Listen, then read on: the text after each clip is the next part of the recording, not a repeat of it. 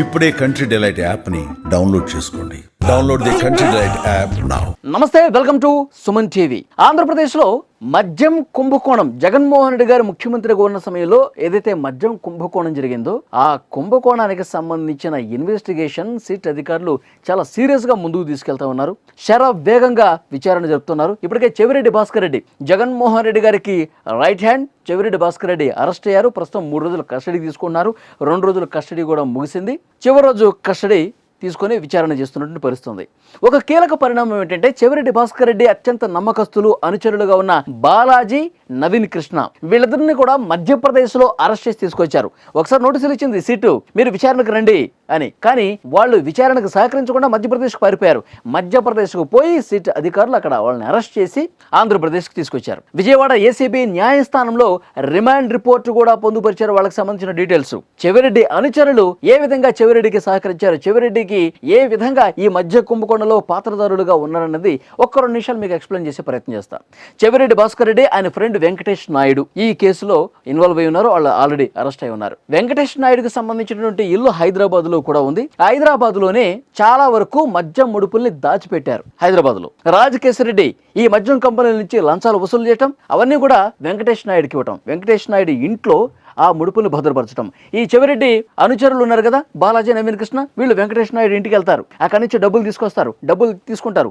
ఒక్కొక్కసారి 10 కోట్ల రూపాయలు, 8 కోట్లు, 9 కోట్లు, 10 కోట్లు, ఎప్పుడు వెళ్ళినా సరే అంత మొత్తం వాళ్ళు కలెక్ట్ చేసుకుని అక్కడి నుంచి చాలా సేఫ్గా లారీల్లోనూ, వ్యాన్లలోనూ, అంబులెన్స్లోనూ ఈ విధంగా తీసుకొచ్చేసేవాళ్ళు ఆంధ్రప్రదేశ్కి. 10 కోట్ల రూపాయలు ఒక్కొక్క తడం అట్లా వసూలు చేసి వీళ్ళు మళ్ళీ ఆంధ్రప్రదేశ్కి తీసుకొచ్చిన తర్వాత జగన్మోహన్ రెడ్డి గారు తాడేపల్లి ప్యాలెస్కు దగ్గరగా ల్యాండ్ మార్క్ అపార్ట్మెంట్ ఉంది, 312 ఫ్లాట్ నెంబర్. ఆ ఫ్లాట్ నెంబర్లో ప్రణయ్ ప్రకాష్ అనే వ్యక్తి అక్కడ భద్రపరుస్తాడు. అతని నేతృత్వంలో ఆంధ్రప్రదేశ్లో తాడేపల్లిలో ఈ డబ్బుని భద్రపరుస్తారు. హైదరాబాద్లోనేమో వెంకటేష్ నాయుడు చెవిరెడ్డి భాస్కర్ రెడ్డి ఫ్రెండ్, ఇక్కడ ఆంధ్రప్రదేశ్లోనేమో ప్రణయ్ ప్రకాష్ చెవిరెడ్డికి సన్నిహితుడు, జగన్మోహన్ రెడ్డికి సన్నిహితుడు. ఆ అపార్ట్మెంట్లో దాచేస్తారు.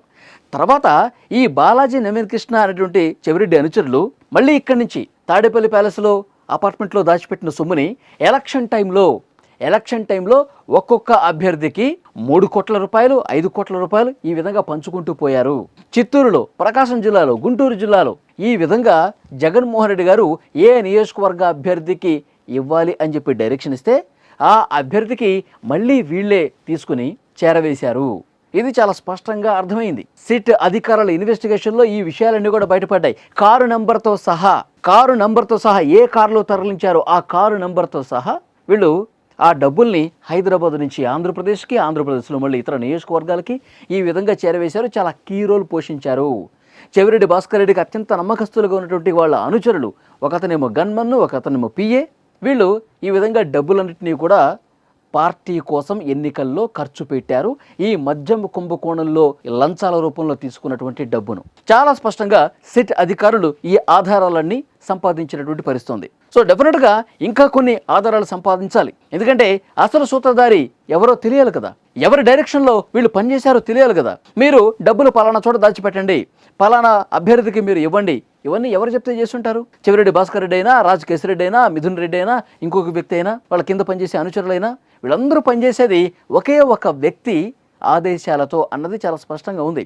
సో మళ్ళీ వాళ్ళకి నోటీసులు పంపించాలంటే వాళ్ళకి సంబంధించిన ఆధారాలు కూడా కనిపెట్టాల్సిన అవసరం ఉంది. ఎందుకంటే ఈ మద్యం కుంభకోణం జరుగుతున్నటువంటి సమయంలో, ఈ వసూళ్లు చేసినటువంటి సమయంలో, వైసీపీ అభ్యర్థులకి ఈ డబ్బులు పంచిపెట్టే సమయంలో జగన్మోహన్ రెడ్డి గారి నుంచి ఎవరెవరికి ఫోన్ కాల్స్ వెళ్ళాయి, ఎవరెవరు ఫోన్లు చేశారు, ఏం మాట్లాడారు, జగన్మోహన్ రెడ్డి గారు ఏం చెప్పారు, ఇవన్నీ కూడా బయటకు రావాల్సినటువంటి అవసరం ఉంది అని చెప్పి తెలుగుదేశం పార్టీ నాయకులు కూడా చెప్తున్నారు. ఎందుకంటే 1 కాదు 2 కాదండి, వేల కోట్ల రూపాయలు ఇప్పటికే ఆఫ్రికా కంట్రీస్కి, దుబాయ్ కంట్రీస్కి వెళ్ళిపోయినాయి. బెంగళూరులో రియల్ ఎస్టేట్లో పెట్టుబడులు పెట్టారు, కొంతమంది సినిమాలు తీశారు. వేల కోట్ల రూపాయలు ప్రజాధనం ఇది.